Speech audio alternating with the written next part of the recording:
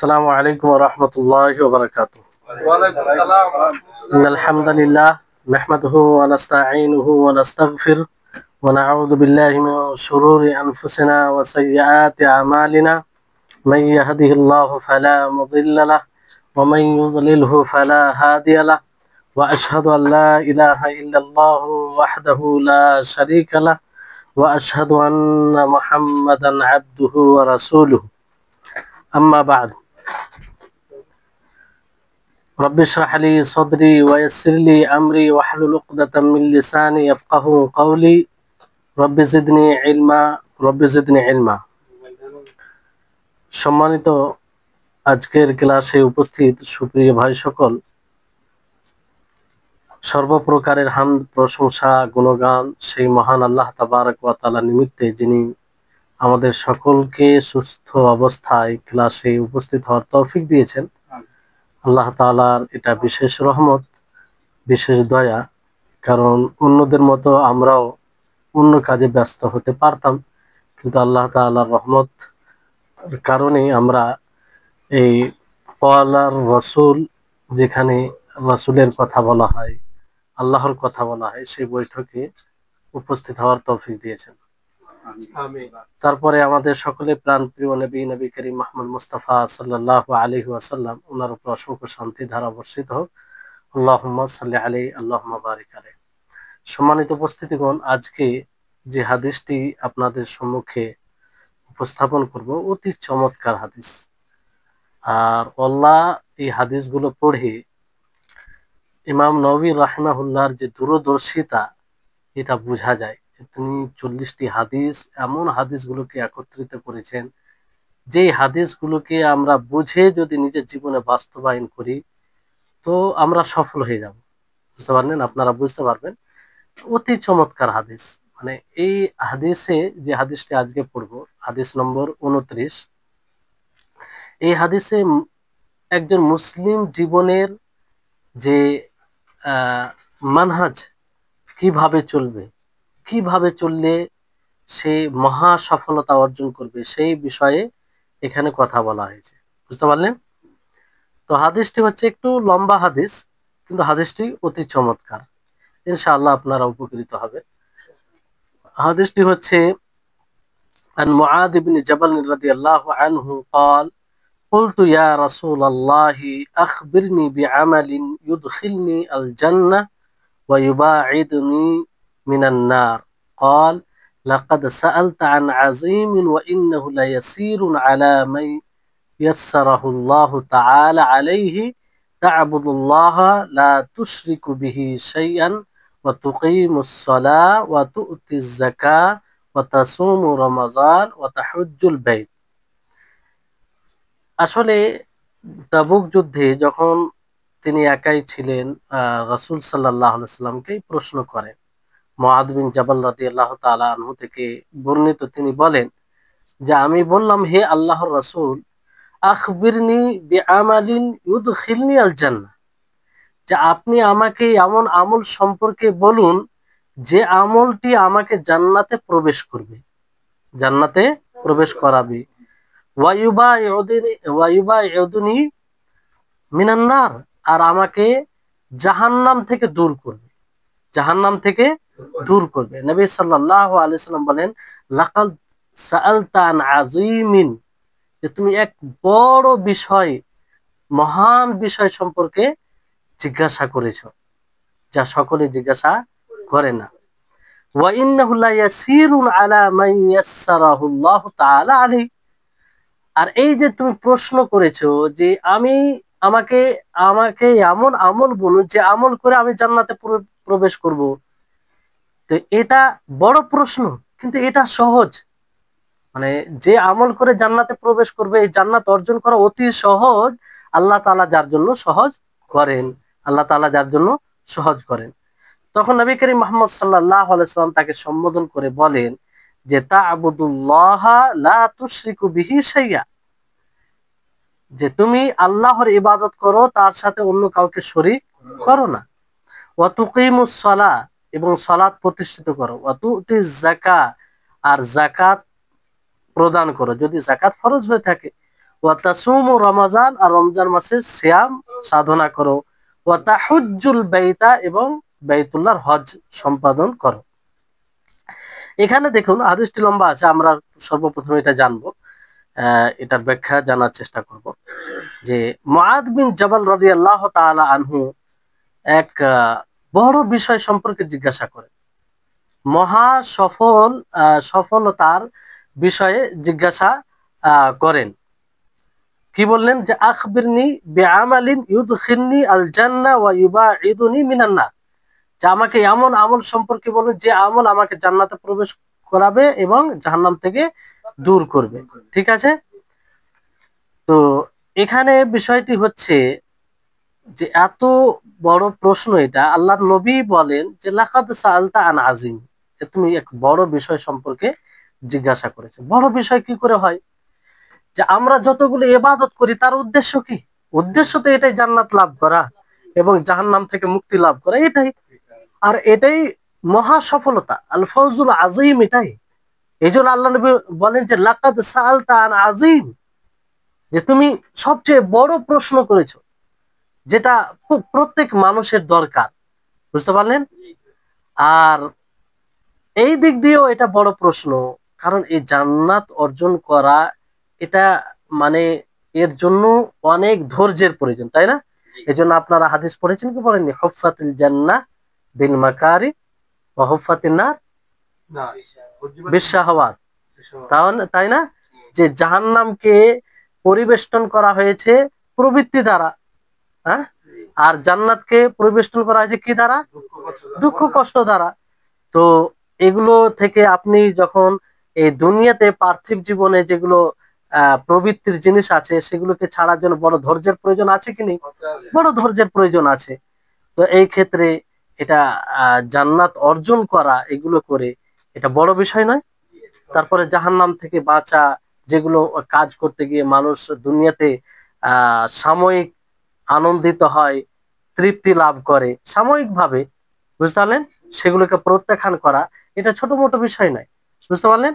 আর জান্নাত লাভ করা, এটা মহা সফলতা। আল্লাহ তাবারক ওয়া তাআলা তিনি নিজেই বলেন যে ফামান যুহজিহা আনিন নারি ওয়া উদখিলাল জান্নাহ ফাকাদ ফাজা, যে ব্যক্তি জাহান্নাম থেকে দূর হলো আর জান্নাতে প্রবেশ করলো, সে সফলতা লাভ করলো। কি লাভ করলো?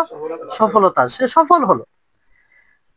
আর মুআদ বিন জাবাল রাদিয়াল্লাহু তাআলা আনহু, তিনার দেখেন চিন্তা ভাবনা, দেখেন যে আল্লাহর নবীকে কি রকম প্রশ্ন করলেন।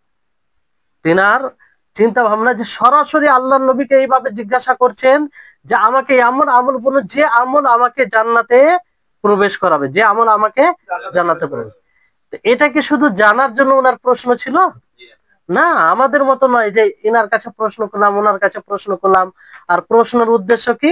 শুধু জানা। হ্যাঁ, মানে আহ জ্ঞানের ভান্ডার, জ্ঞান সঞ্চয় করা, এটা উদ্দেশ্য থাকে, আমল করা উদ্দেশ্য থাকে না। ইনার হিম্মত দেখেন, যে এই আমল মানে আল্লাহ নবী যা বলবেন সেটা বাস্তবায়ন করবেন তিনি। যা আপনি আমাকে এমন আমল বলুন যে আমল করে আমি জান্নাতে প্রবেশ করব আর জাহান্নাম থেকে আমি বেঁচে যাব। তো এই হচ্ছে সাহাবায়ে কেরামদের মানহাজ পদ্ধতি। আল্লাহ নবীকে এই করে জিজ্ঞাসা করতেন এবং আল্লাহ নবীর কাছ থেকে ভালো জিনিস নিতেন। এই জন্য সকল মানুষের উচিত হবে, যখন আলেম ওলামাদের সাথে সাক্ষাৎ হবে, আলেম ওলামা কাছে পাবে, তখন আলেমদের কাছ থেকে বের করা, প্রশ্ন করে বের করতে হবে যে আমি কিভাবে চললে আমার উপকার হবে, কি করলে আমি হারাম থেকে বেঁচে থাকবো, কি করলে আমার চারিত্রিক দিক ভালো হবে, কি করলে আমি শরীয়তকে পুঙ্খানুরূপে বাস্তবায়ন করতে পারবো, বিদআত থেকে বাঁচতে পারবো, শিরক থেকে বাঁচতে পারবো। এটা সাধারণ মানুষ, সকল মানুষের জন্য উচিত। যখনই কোন আলেম সামনে পড়বে, সুযোগ পাবে, তার সহচর্য লাভ করবে, তো এগুলো জিজ্ঞাসা করবে। দেখেন, আলেমের সম্মান মানে এটা নয় যে আপনি তাকে চিকেন আর মাংস আর এটা সেটা যত খাবার আছে খাইয়ে দিলেন, এটা সম্মান নয়। মনে রাখবেন, প্রকৃত আলেমের সম্মান হচ্ছে যে আপনি তার কাছ থেকে নিবেন, বের করবেন, ইলম নিবেন, আপনি পথের দিশা নিবেন, এটা দ্বারা যে উপকৃত হবেন না আপনি, এটাই হচ্ছে আলেমের সম্মান। কারণ আপনি যে উপকৃত হবেন, এটা কাজ সেই আলেমের কখন আসবে? আখেরাতে আসবে। তো এটা হচ্ছে আসল সম্মান। আপনি একজন আলেমের সম্মান করলেন, সবকিছু করলেন, দুনিয়াতে যা কিছু করার, হ্যাঁ, সবকিছু করলেন, কিন্তু তা দ্বারা উপকৃত হলেন না। তাকে যে আল্লাহ তাআলা জ্ঞান দিয়েছে, আর জ্ঞান আল্লাহ তাআলা সবাইকে দেয় না। যে জ্ঞান পায় আল্লাহ তাআলা তাকে দেয়, তার প্রতি বিশেষ কল্যাণ থাকে, এটাও আবার পরীক্ষাও হয়। তো বিষয়টা হচ্ছে তার কাছ থেকে জ্ঞান নিতে হবে, তার কাছ থেকে কিছু বের করতে হবে।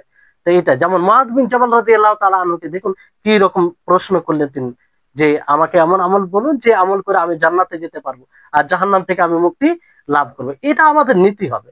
এই জন্য দেখবেন অনেক আমরা দেখেছি, বিশেষ করে সৌদি আরবে পরিবেশ আল্লাহ মানে এনারা হয়তো এইসব হাদিসগুলো মানে ভালোভাবে শিক্ষা নিয়েছে।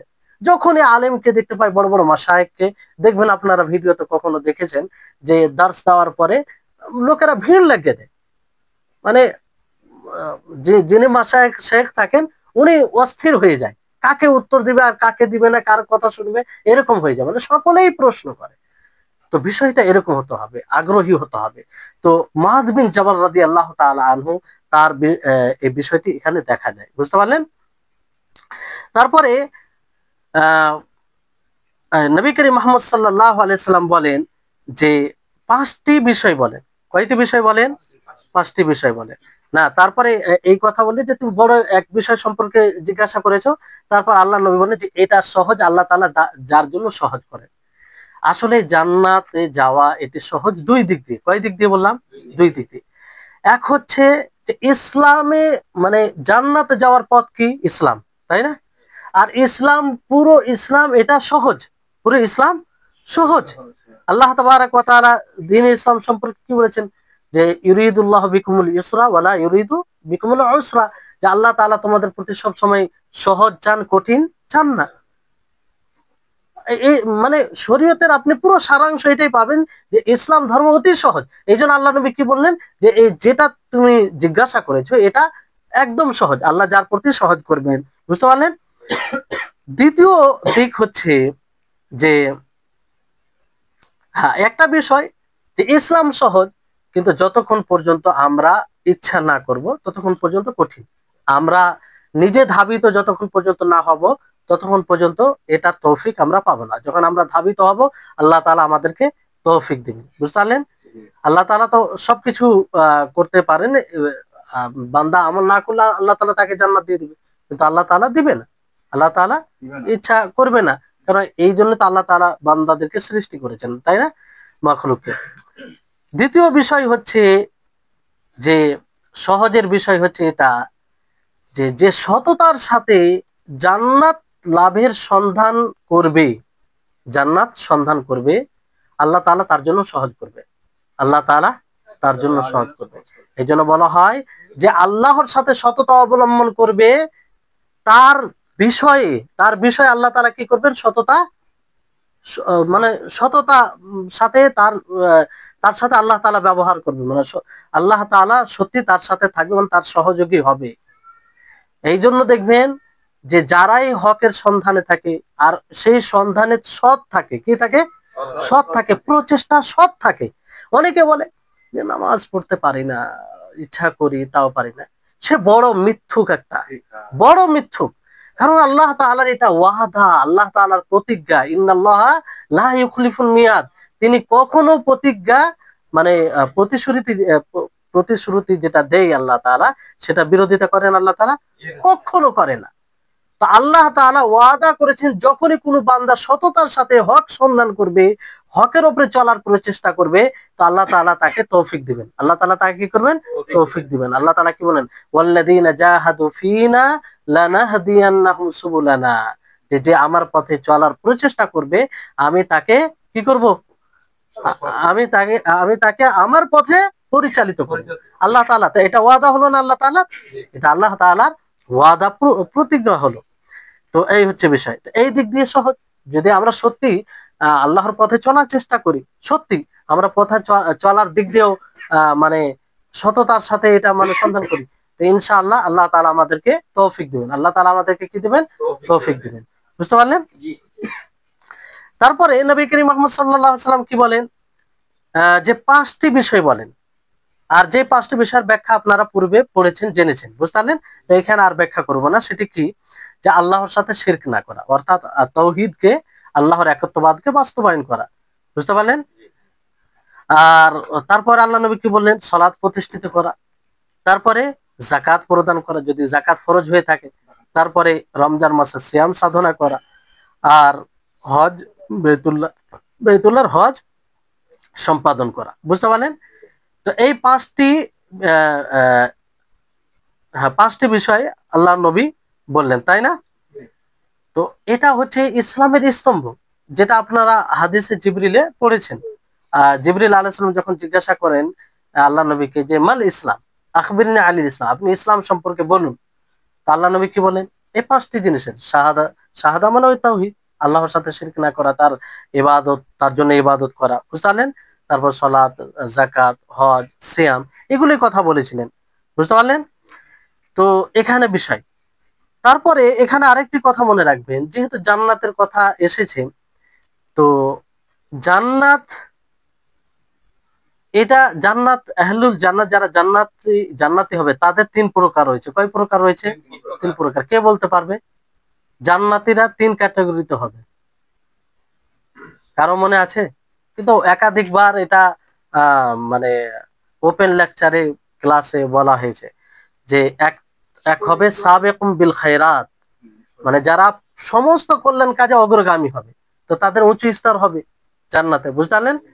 আর একটা হচ্ছে মুক্তাসিদ, মধ্যপন্থী হবে, মানে খুব একটা অগ্রগামী হবে না, কিন্তু মধ্য, সবগুলো করবে।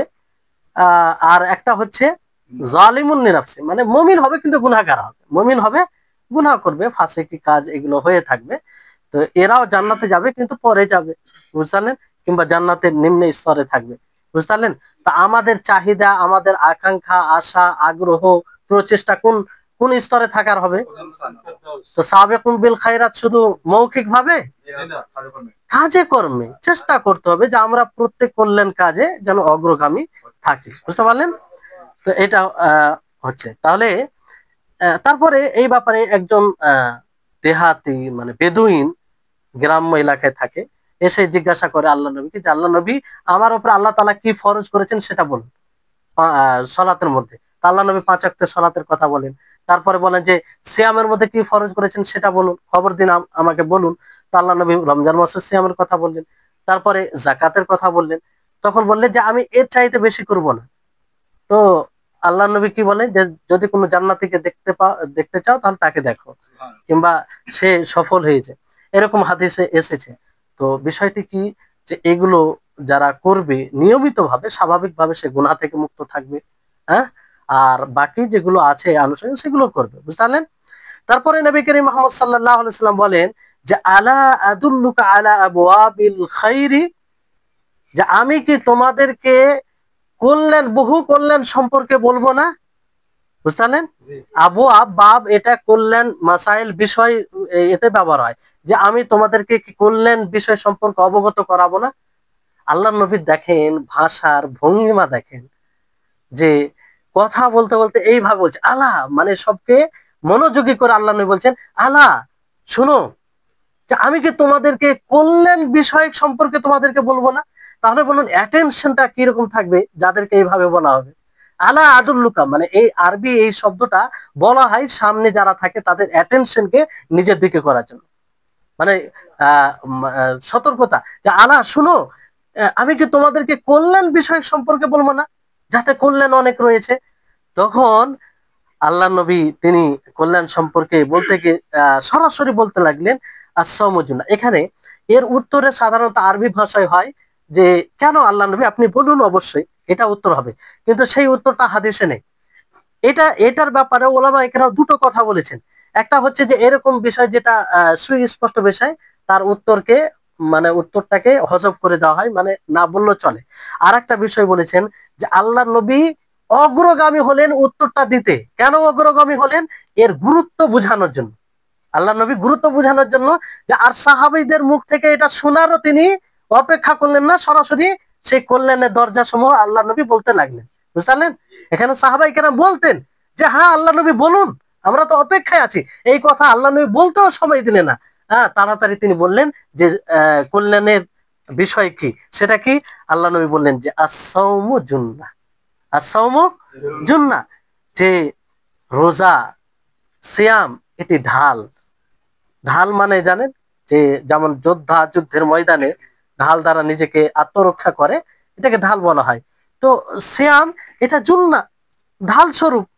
এটা ঢাল মানে এটা একটা পর্দা আবরণ বলতে পারেন, কিংবা নিজে আত্মরক্ষার একটা বিষয় বলতে পারেন, বুঝলেন, কিংবা আবৃত্তি ঢেকে দেওয়ার একটা বিষয় বলতে পারেন। তো এই সম তিনটি বিষয় থেকে ঢাল মানে সংরক্ষণকারী, তিনটি বিষয় থেকে। কয়টি বিষয় থেকে? তিনটি বিষয়। একটি হচ্ছে জাহান্নাম থেকে। কি থেকে? জাহান্নাম থেকে। আপনি যদি শ্যাম সাধনা করেন, আর এটা কোন শ্যাম বলেন তো? রমজান মাসের শ্যাম না সাধারণ শ্যাম? সাধারণ শ্যাম। মাশাআল্লাহ, সাধারণ শ্যাম এই কারণে, কারণ রমজান মাসের শ্যাম তো উপরে বলা হলো, সেটা তো ইসলামের স্তম্ভ। এখানে সাধারণ শ্যামের ব্যাপারে বলা হচ্ছে যে আসম জুন্না। তো এই সাধারণ শ্যাম তো রমজান মাসের শ্যাম আরো এটা মানে এর মধ্যে আসবে। তো তিনটি জিনিস থেকে ঢাল হবে। তিনটি জিনিসের মধ্যে প্রথম হচ্ছে জাহান্নাম থেকে। কি থেকে? জাহান্নাম থেকে। কারণ নবী সাল্লাল্লাহু আলাইহি ওয়াসাল্লাম এই ব্যাপারে বলেছেন ওয়াস-সাওমু জুন্নাতুন মিনান নার। সরাসরি আল্লাহ নবী অন্য হাদিসে কি বলেছেন যে রোজা জাহান্নাম থেকে রক্ষা করে। জাহান্নাম থেকে কি করে? রক্ষা করে। আর অন্য হাদিসে বলা আছে আস-সাওমু জুন্নাতুন ইনদা আদা আনা আযাবিল্লাহ মিন আযাবিল্লাহ। এইভাবে হাদিসে রয়েছে যে সওম রোজা আল্লাহর আযাব থেকে রক্ষাকারী, আল্লাহর আযাব থেকে রক্ষাকারী ঢাল। তাহলে প্রথম বিষয় হলো। দ্বিতীয় বিষয় থেকে যেটা রক্ষা করে, রক্ষাকারী হয়, সেটা মানে খারাপ চরিত্র থেকে। কি? খারাপ চরিত্র থেকে। খারাপ চরিত্রের যতগুলো দিক আছে তা থেকে এই সওম বাধা দেয়, সিয়াম বাধা দেয়। যেমন আপনারা শুনেছেন না যে হাদিসে প্রচুর হাদিস, এখন তো রমজান মাস আসছে বারবার শুনবেন, অথচ সেই হাদিসগুলো মানে আম সিয়ামের ব্যাপারে আছে, বুঝলেন। আর রমজান মাসে সিয়ামের অতিরিক্ত ফজিলত আছে। তো আল্লাহ নবী কি বলেন যে সম ঢাল, যখন তোমাদের মধ্যে কেউ সিয়ামরত অবস্থায় থাকবে, সে যেন অশ্লীল কথা না বলে। কি কথা না বলে? অশ্লীল কথা না বলে। তারপরে কেউ যদি তাকে গালি দেয়, তাহলে সে যেন বলে ইন্নিমরুউন সাইমুন, যে আমি শ্যামরত। কিংবা কেউ মানে ঝগড়া করতে চায়, তাহলে তাকে কি বলবো যে আমি শ্যামরত অবস্থায় আছি, আমার শ্যাম আমাকে অনুমতি দেয় না, আমার শ্যাম তোমাকে গালি দেওয়ার অনুমতি দেয় না। তাহলে শ্যাম বাধা দেয় কি দেয় না? বাধা দেয় অনেক। এই জন্য মাল্লাম ইয়াদা কাউলা জুর ওয়াল আমালা বিহি ফালাইসা লিল্লাহি হাজা ইয়াদা তাআমাহু ওয়া শারাবা। যে যে ব্যক্তি রোজা অবস্থায় মিথ্যা কথা বলা ছাড়তে পারলো না, হ্যাঁ, ওয়াল আমালা বিহি, মিথ্যার উপর আমল করা ছাড়তে পারলো না, তো আল্লাহ তাআলা কোনো প্রয়োজন নেই এসব রোজার। বুঝতে পারলেন? তাহলে এখান থেকে কি বোঝা যাচ্ছে যে খারাপ চরিত্র থেকে সিয়াম বাধা দেয়। বুঝতে পারলেন? তৃতীয় যেটা তৃতীয় বিষয় থেকে বাধা দেয়, সেটা হচ্ছে যে মাসিক গুনাহ, অন্য গুনাহ থেকে, আম গুনাহ থেকে এটা বাধা দেয়। আম গুনাহ, বিশেষ করে যুবকদের জন্য এটা উপকারী। আল্লাহর নবী যুবকের দলকে সম্বোধন করে বলছেন ইয়া মাআশারাশ শাবাব, হে যুবকের দল, মান ইসতাতা মিনকুম বা ফালিয়াতাযাওয়াজ, যে তোমাদের মধ্যে যে বিবাহ করার সক্ষমতা রাখে সে যেন বিবাহ করে নেয়। ফাইল্লাম ইয়াস্তাতি, যদি এর সক্ষমতা না থাকে তো আলাইহি বিসসাম, তাহলে কি করবে? সিয়াম রাখো। ফাইন্নাহু লাহু বিজা, কারণ এই সিয়াম তাকে যে যৌন ইচ্ছা, তার যৌন ইচ্ছাকে দমন করে। বুঝতে পারলেন? তো এটা তাহলে গুনাহ অশ্লীল কাজ থেকে সিয়াম বাধা দেয়। তো এই জন্য আল্লাহ নবী কি বললেন? আস-সাওমু জুন্নাহ, আস-সাওমু জুন্নাহ। বুঝতে পারলেন? তারপরে নবী করিম মুহাম্মদ সাল্লাল্লাহু আলাইহি ওয়াসাল্লাম কি বলেন? প্রত্যেকটা আল্লাহ নবীর কথা কি মানে কি অর্থ বহন করে দেখেন। তারপর বলেন যে ওয়াস-সাদাকাতু তুতফিউল খাতিআতা কামা ইউতফিল মাউ আন-নার, যে সাদাকা গুনাহকে মিটিয়ে দেয় যেমন ভাবে পানি আগুনকে নিভিয়ে দেয়। বুঝতে পারলেন? মানে গুনহার যে প্রভাব আসার রয়েছে, গুনার প্রভাব কি? একজন মানুষ গুনাহ করলে সে শাস্তির সম্মুখীন হবে। অনেক সময় মানুষ দুনিয়াতেও শাস্তির সম্মুখীন হয় কি হয় না? দুনিয়াতে আযাব দেওয়া হয়, শাস্তি পেয়ে যায়, রুজি থেকে বঞ্চিত হয়। অনেক সময় যে একটা রুজি ভালো পাওয়ার ছিল, গুনাহ করার কারণে আল্লাহ তাআলা তাকে বঞ্চিত করে দেয়। হয়তো মানুষ এটা বুঝতে পারে না। এই জন্য মানুষকে সবসময় সৎ কর্ম করা দরকার, আর নেকির কাজ করা দরকার, গুনাহ থেকে বিরত থাকা দরকার। এতে হয়তো অনেক বালা মুসিবত তা দূর হয়ে যায়, মানুষ যদিও না বুঝতে পারে। বুঝলেন? তো তো এখানে বিশেষ করে যে আপনি গোপনীয় সাদকা করবেন, গোপনীয় দিনী কাজে খরচ করবেন গোপনীয় ভাবে, এটা আরো প্রভাব সৃষ্টি করে, বুঝতে পারলেন? কারণ যেমন পানি গরম জিনিসকে নিভিয়ে দেয়, গরম জিনিসকে নিভিয়ে দেয়, অনুরূপ ভাবে গুনাহ এর মধ্যে হারারা রয়েছে, মানে গরম রয়েছে, উত্তপ্ত রয়েছে। তা উত্তপ্ত কেমন, যে গুনাহ করলে মানুষ জাহান্নামে যাবে, তাই না? গুনাহ করলে মানুষ জাহান্নামে যাবে। তো সাদাকা এর পানির মতো, মানে সাদাকা সেই গুনাহকে মানে মিটিয়ে দেয়, বুঝতে পারলেন? এতে কোনো সন্দেহ নেই, নবী করিম মুহাম্মদ সাল্লাল্লাহু আলাইহি ওয়াসাল্লাম হাদিস, আর এতে কোনো প্রকারে সন্দেহ করা যাবে না।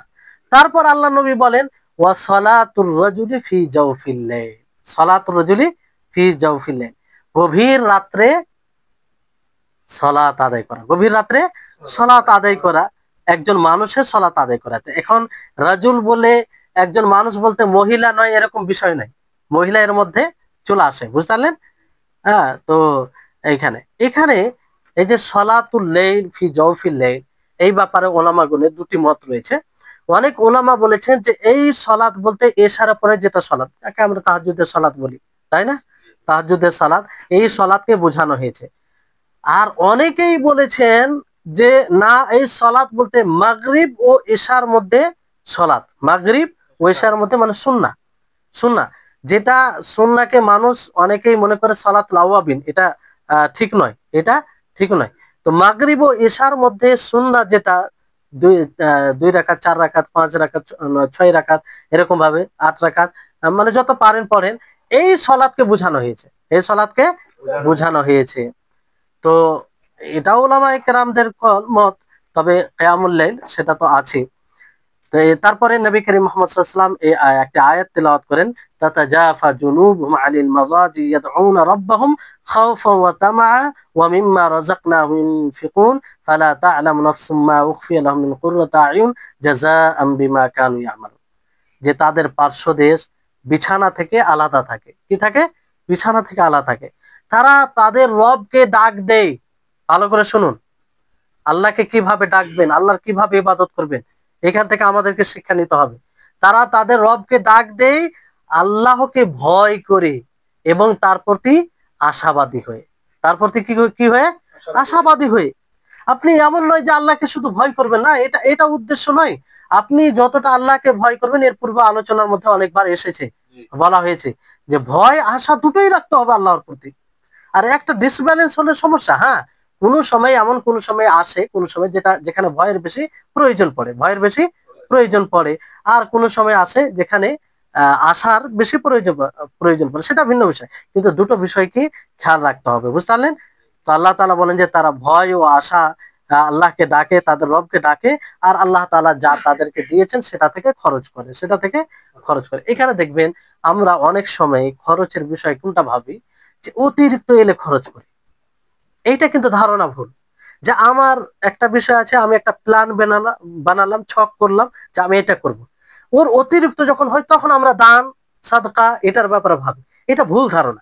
আল্লাহ তাআলা বলেন যে ওয়ামিম্মা রাযাকনাহুম ইউনফিকুন, তাদেরকে যা দেওয়া হয়েছে তার মধ্যে থেকে খরচ করে। যেমন এর উদাহরণ দিই, আপনি খাবার খাচ্ছেন, 3 টাইম স্বাভাবিক খাবার খান, তাই না? আপনি পর্যায়ক্রমে 2 টাইম কোন রকম খাবার জুটাতে পারছেন, তো আল্লাহ তাআলার হুকুম অনুযায়ী সেই 2 টাইম যে খাচ্ছেন তার মধ্যে আপনি দান করবেন। বুঝতে পেরেছেন? সহজ ভাষায়, আপনি যে পেটে খাবার জন্য, 2 টাইম খাবার জন্য যে খাবারটা আছে, কেউ যদি প্রয়োজনীয় ব্যক্তি চলে আসে তার মধ্যে আপনি দেবেন, এটার হুকুম রয়েছে। বুঝতে পারলেন? অতিরিক্ত হলে যাকাত আছে, সেগুলো দিবেন, আরো বেশি বেশি করে খরচ করবেন। কিন্তু আল্লাহ তাআলা পথে খরচ করা মানে এটাই, যতটুকু আছে ওই অনুযায়ী আপনি খরচ করবেন, আর ওটা ছোট মনে করবেন না। কারণ একজন 1 কোটির মালিক হয়ে সে যদি 1 লাখ দান করে, মানে যাকাতের কথা বলছি না, সেটা তো আবশ্যক দিতে হবে, 1 লাখ দান করে, আর আপনি 100 টাকার মালিক হয়ে 1 টাকা দান করেন, তাহলে বাড়াবো কি? বাড়াবো, বুঝতে পারলেন? কারণ আপনার 100 টাকা। তো এই হচ্ছে, তো আল্লাহর কাছে মানে সংখ্যা বড় বিষয় নয়, সংখ্যা বড় বিষয় নয়, আপনার কাছে যত ঠিক আছে, মানে যত আছে সে সাধ্য অনুযায়ী আপনি দিবেন। তো এখানে আল্লাহর প্রতি ভয় মানে এই, যখন আল্লাহ তাআলা, যখন আপনি নিজের গুনাহকে স্মরণ করবেন, হ্যাঁ, নিজের গুনাহ, আপনার দ্বারা কি পাপ হয়েছে সেগুলোকে গুনাহ স্মরণ করবেন, তখন আল্লাহকে ভয় করবেন। আর যখন আল্লাহ তাআলার ফজলকে স্মরণ করবেন, যেমন জান্নাত, আল্লাহ তাআলা যে আমাদেরকে দুনিয়াতে এতগুলো নিয়ামত দিয়েছেন, শুধু নিজের নফসের দিকে তাকান, নিজের শরীরের দিকে তাকান। আল্লাহ বলছে, আপনি মানে নিজেই বলবেন যে আমি কেন আল্লাহর নাফরমানি করি, কেন আমি আল্লাহর অবাধ্যতা করি, যে আল্লাহর রহমত ছাড়া আমি মুহূর্ত পর্যন্ত জীবিত থাকতে পারি না, যে আল্লাহর রহমত 1 মিনিটের জন্য বিচ্ছিন্ন হয়ে গেলে আমি দুনিয়ার কাছেও অকেজো হয়ে যাব। বুঝতে পারলেন? তো তখন আল্লাহর ফজলকে স্মরণ করে আল্লাহর প্রতি আশা করা, আল্লাহর প্রতি কি করা, আশা করা। তাহলে এইভাবে ভয় ও আশা করে আল্লাহর কাছে দোয়া করতে হবে। বুঝতে পারলেন? তারপরে আয়াতে বলা হয়েছে যে ফালা তাআলামু নাফসুম মা উখফিয়া লাহুম মিন কুররাতি আয়ুন জাযাআম বিমা কানু ইয়ামান, যে কোনো ব্যক্তি জানে না, কোনো নফস জানে না যে তাদের জন্য চক্ষু শীতল কি রাখা হয়েছে, তারা যা কর্ম করে তার বদলা তাদেরকে দেওয়া হবে। বুঝতে পারলেন? তো আল্লাহর নবী দেখেন, এখানে আল্লাহর নবী আয়াত থেকে দলিল উপস্থাপন করলেন। তার মানে আমরা যে কোনো কথা বলবো, তার সমর্থনে আয়াত থাকলে আমরা আয়াত পড়ে মানুষকে কথা বলতে পারি। এটা আল্লাহ নবীর মানহাজ, আল্লাহ নবীর পদ্ধতি। এটা এইভাবে আমরা মানুষকে বুঝাতে পারি। বুঝতে পারলেন? আর এখানে একটি বিষয় যে তাহাজ্জুদের সালাতের ব্যাপারে, যেমন বললাম রাত্রে, গভীর রাত্রে, আর একটা আপনি এশার সালাতের পরে, আপনি যখন ইচ্ছা। এই জন্য পূর্বেও বলা হয়েছে যে আপনি শুরু রাত্রে পড়ে নিতে পারেন, মধ্য রাত্রে পড়তে পারেন, শেষ রাত্রে পড়তে পারেন, কোনো সমস্যা নেই। আর মনে রাখবেন, আপনাদেরকে পূর্বে বলা হয়েছিল যে শেষ রাত্রে পড়লে এটা উত্তম। কিন্তু কোনো ব্যক্তি যদি শেষ রাত্রে পড়তে অক্ষম হয়, অক্ষম বলতে ইচ্ছা করে পারে না, সে চেষ্টা করে কিন্তু হয় না, যে কোনো কারণে হয় না, তো তার জন্য প্রথম রাত্রে পড়া উত্তম, তার জন্য এটা উত্তম। তার জন্য তাকে বলা হবে না তোমার জন্য গভীর রাত্রে পড়া উত্তম। বুঝতে পারছেন বিষয়টি? অনেকে বলে যে গভীর রাত্রে পড়া উত্তম, তো আর পারে না, পড়ে না। এই জন্য বলা হয়, ওলামাগণ বলেছেন যে যখন সে পড়তে পারবে তখনই তার জন্য উত্তম, তার জন্য উত্তম। বুঝতে পারলেন? তারপরে নবী করিম মুহাম্মদ সাল্লাল্লাহু আলাইহি ওয়াসাল্লাম বলেন, আলা উখবিরুকা বিরাসিল আমরি ওয়া আমুদিহি ওয়া দিরওয়াতুস সানামি। একবার চিন্তা করুন হাদিসগুলো কি গুরুত্বপূর্ণ আমাদের জন্য। আল্লাহ নবী বলেন যে আমি কি তোমাদেরকে কোন বিষয়ের মাথা সম্পর্কে বলবো না, মানে মূল বিষয় সম্পর্কে বলবো না, আর তার স্তম্ভ সম্পর্কে, খুঁটি সম্পর্কে বলবো না, আর সেই পাহাড়ের উঁচা, মানে যে মূল উঁচু জায়গা, ওই রকম বিষয়ে তোমাদেরকে বলবো না। আল্লাহ নবী 3টি জিনিসের কথা বলেন। কয়টি জিনিসের? 3টি জিনিসের। এখানে তারপর আল্লাহ নবী নিজেই বললেন যে বালা, তখন মুআয বিন জাবাল তিনি বললেন যে বালা ইয়া রাসূলুল্লাহ, হে আল্লাহর রাসূল, কেন আপনি বলবেন? অবশ্যই বলুন। তিনি বললেন রাসুল আমরি আল ইসলাম, রাসুল আমরি আল ইসলাম, যে প্রত্যেকটি বিষয়ের মাথা হচ্ছে আর কি, ইসলাম। এখানে রাসুল আমর কেন আল্লাহ নবী বললেন? মাথা ছাড়া কোনো মানুষ জীবিত থাকতে পারে? যেমন মাথা ছাড়া কোনো মানুষ জীবিত থাকতে পারে না, অনুরূপ ভাবে ইসলাম ছাড়া কারো জীবনই নয়। এই জন্য কাফেরদের কোনো জীবন নয়, যারা ইসলাম এই নিয়ামত থেকে বঞ্চিত তাদের কোনো জীবন নাই। আল্লাহ বলছে তাদের কোনো জীবন নেই, এমনকি তারা মুসলিম মৃত্যু ব্যক্তির চাইতে নিকৃষ্ট। মুসলিম ব্যক্তির লাশ যতটা গুরুত্ব আছে তাদের জীবিত জীবিত মানুষের গুরুত্ব নেই। লা হায়াতা, যেমন বলা হয় যে কোনো মানুষ যেমন মাথা ছাড়া জীবিত থাকতে পারে না, অনুরূপ ভাবে কোনো মানুষের ইসলাম ছাড়া কোনো জীবনই নেই, কোনো জীবনে সেই জীবনের কোনো মূল্য নেই।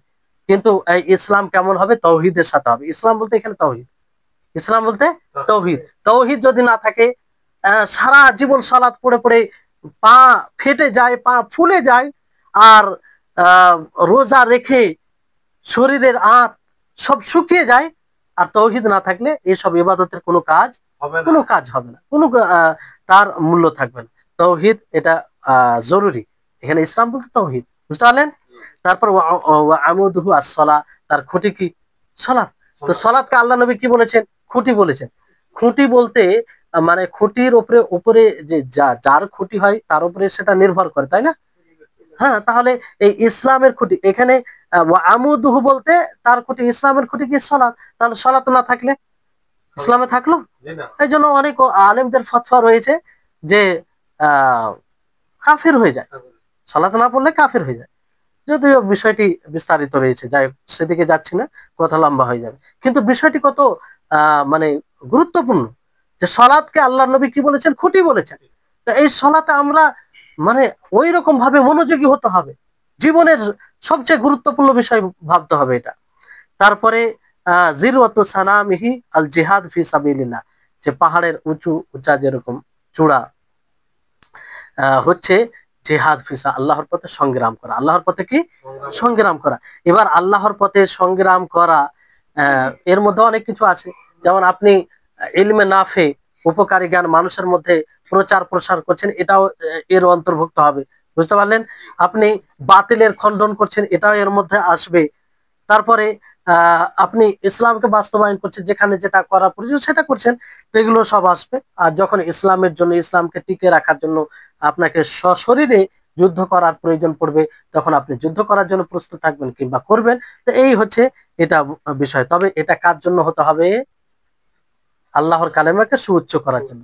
দুনিয়াতে যাতে লোক আমাকে বাহাদুর বলে, পার্থিব কোনো উদ্দেশ্যকে, কোনো জায়গায় আমির হওয়ার জন্য, নেতা হওয়ার জন্য, কিংবা এরকম কোনো বিষয় থাকলে সেই সংগ্রামের কোনো লাভ নেই, কোনো লাভ নেই। এই জন্য আল্লাহ নবীকে জিজ্ঞাসা করা হলে তিনি বলেন যে মান কাতালা লিতাকুনা কালিমাতুল্লাহি হিয়াল উলিয়া ফাহুয়া ফি সাবিলিল্লাহ, যে যুদ্ধ করবে আল্লাহর পথে, আল্লাহর কালিমাকে সুউচ্চ করার জন্য, তো সে আল্লাহর পথে মূলত সংগ্রাম করবে, বুঝতে পারলেন? তারপর আল্লাহ নবী বলেন যে আলা উখবিরুকা বিমালাকি যালিকা কুল্লিহি, ভালো করে শুনুন, চমৎকার কথা। আর এই নীতিগুলো যদি আমরা অবলম্বন করি তাহলে অনেক বিপদ থেকে বেঁচে যাব, অনেক বিপদ থেকে বেঁচে যাব। আল্লাহ নবী বলছেন যে এই সবের মানে একত্রিত বিষয়, যেখানে সবকিছু চলে আসে, সেই বিষয় কি তোমাদেরকে বলবো না? আল্লাহ নবী বলছেন আলা, মানে মনোযোগী করে তাদেরকে বলছেন সেই বিষয়টা কি তোমাদেরকে বলবো না? তখন আল্লাহ নবী মুআয বিন জাবাল বলেন বালা ইয়া রাসূলুল্লাহ, যে আল্লাহ নবী কেন, আপনি অবশ্যই বলুন। তখন আল্লাহ নবী নিজের জিহ্বাকে হাত দিয়ে ধরলেন, কি করলেন? ফাআখাযা বিলিসানি, নিজের জিহ্বাকে ধরে আহ আহ বলেন ওয়াকাল, ও তিনি বলেন কুফা আলাইকা হাদা। আল্লাহ নবী জিহ্বার নামও নিলেন না, জিহ্বাটা ধরে সাহাবাই কেরামকে দেখিয়ে বললেন যে এটাকে তুমি নিজের নিয়ন্ত্রণে রাখো, নিজের নিয়ন্ত্রণে রাখো।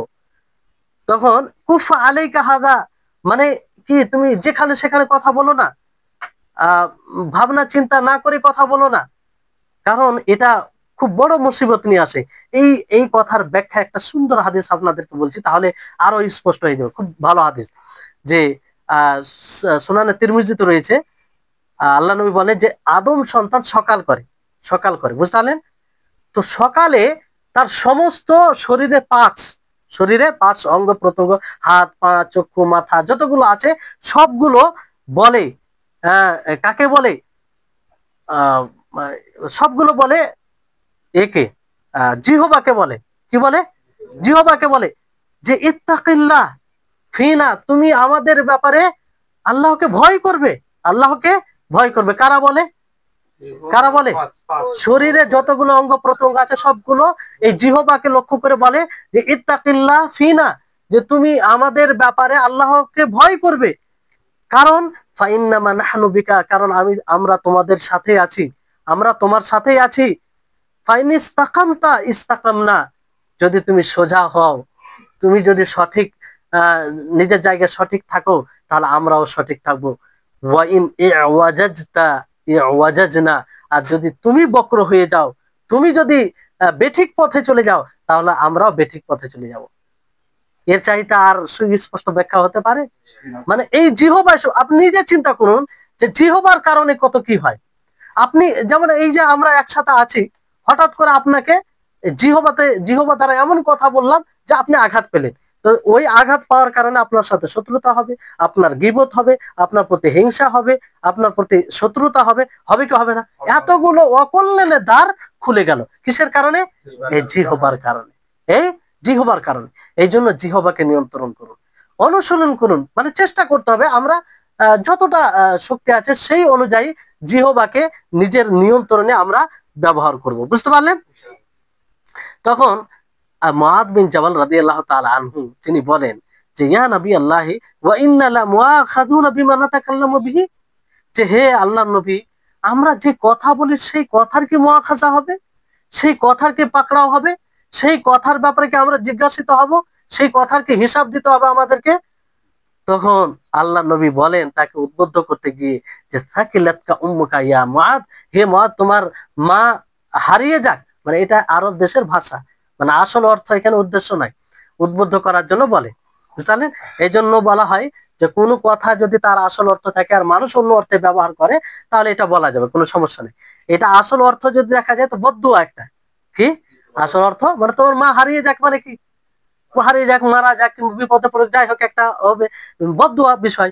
কিন্তু আরব দেশে এটা মানে চালু হয়ে গেছে যে এটা উদ্বুদ্ধ করার জন্য মানুষ ব্যবহার করে, ফলে আল্লাহ নবী এইভাবে ব্যবহার করলেন, বুঝতে পারলেন? তো এই হচ্ছে বিষয়। তখন আল্লাহ নবী বলেন যে ওয়াহাল ইয়াকুবুন নাস ফিন নারি আলা উজুহিহিম আলা আও ক্বালা আলা মানাখিরিহিম, শেষ হয়ে যাবে ইনশাআল্লাহ। যে মানুষ থুবড়ে মানে মুখকে নিচে করে তাদেরকে জাহান্নামে নিক্ষেপ করা হবে। এটা কিসের কারণ? একমাত্র জিহবা যেটা অর্জন করে থাকবে তার কারণে, মানে জিহবা দ্বারা যা গুনাহ হয়ে থাকবে, যা পাপ হয়ে থাকবে, যা আল্লাহর অবাধ্যতা হয়ে থাকবে, সেটার কারণে আল্লাহ নবী এইভাবে বলেন, বুঝতে পারলেন? তাহলে চিন্তা করুন যে এই জিহবা কত বড় একটা ভয়ঙ্কর বিষয়। এই জন্য আপনারা আরেকটি হাদিস, বিশুদ্ধ হাদিস, প্রসিদ্ধ হাদিস আপনারা জানেন, মাইয়াদ মাল্লি আহ আহ মা বাইনা লিহিয়াইহি ওয়া মা বাইনা ফাখিদাইহি আজমাল্লাহুল জান্নাহ, যে ব্যক্তি দুই চোয়ালের মধ্যে যে জিহবা আছে তার গ্যারান্টি দিবে, এবং দুই রানের মধ্যে লজ্জাস্থানে গ্যারান্টি দিবে, তার জন্য আহ আমি আল্লাহ নবী বলছে যে আমি জান্নাতের গ্যারান্টি দেবো, বুঝতে পারলেন? তাহলে এই হচ্ছে বিষয়। তো আল্লাহ বলছি যদি এই হাদিসটা আমরা নিজের জীবনে বাস্তবায়ন করতে পারি তাহলে আমাদের জীবন অতি কল্যাণের সাথে অতিবাহিত হবে, আমাদের মৃত্যু ভালো অবস্থায় হবে, বুঝতে পারলেন? মৃত্যু ভালো অবস্থায় হবে। তারপরে একটি শেখ সুলাইমান হাফিজাহুল্লাহ তিনি ছাত্রদেরকে উদ্দেশ্য করে একটি নসিহত করেছিলেন। তো যেহেতু এটা এখানেও সকলের জন্য এটা কল্যাণকর, খুব গুরুত্বপূর্ণ কথা, এই জন্য কথাটি নকল করছি। যে তিনি বলেন যে বিশেষভাবে তিনটি জিনিসের উপরে খেয়াল রাখতে হবে। সেটি কি? যে যখনই আমাদের নিকটে হক আসবে সেই হকের নিকটে যেন আমরা ফিরে যাই, মানে এখানে কোনো দ্বিধা সংকোচ না করি, বুঝতে পারলেন? তারপর হকের উপরে যেন আমরা প্রতিষ্ঠিত থাকি, হকের উপরে আমরা প্রতিষ্ঠিত থাকি। তারপরে এই মানে মানুষের পক্ষ থেকে যেটা অসুবিধা হবে তার উপরে যেন আমরা ধৈর্য ধারণ করি, বুঝতে পারলেন? এই তিনটি বিষয় যদি আমাদের মধ্যে না থাকে তাহলে দুটি বড় বিষয় থাকবে। একটা আমরা ইলম অর্জনে বাধা পড়বো, কিংবা সঠিকভাবে ইলম অর্জন করতে পারবো না। আর দ্বিতীয় হচ্ছে যে মানুষের জন্য আমরা কখনো হককে প্রত্যাখ্যান করে দেবো, মানুষের জন্য আমরা কি করব? হককে প্রত্যাখ্যান করে দেব। এই হচ্ছে বিষয়। হাদিসে অনেক রয়েছে, তারপরে আরো কিছু গুরুত্বপূর্ণ বিষয় রয়েছে যেটি মানে জানা আহ আমাদের জন্য অত্যন্ত জরুরি। এই হাদিসের ব্যাখ্যায় ইনশাআল্লাহ আগামী ক্লাসে তার ব্যাখ্যা দেওয়া হবে। আল্লাহ তাবারক ওয়া তাআলা নিকটে দোয়া করি আল্লাহ যেন আমাদের সকলকে আহ আজকে যে হাদিস পড়লাম সেই হাদিস অনুযায়ী যেন সবগুলো বিষয়ের উপরে আমরা আমল করতে পারি, সেই অনুযায়ী যেন আমরা জীবন যাপন করতে পারি, আর আমরা যেন এসব আমল করে নিজেকে জান্নাতের উপযুক্ত আল্লাহর রহমতে জান্নাতে যেতে পারি। ওয়া আখির দাওয়ানা আলহামদুলিল্লাহি রাব্বিল আলামিন। আসসালামু আলাইকুম ওয়া রাহমাতুল্লাহি ওয়া বারাকাতুহু।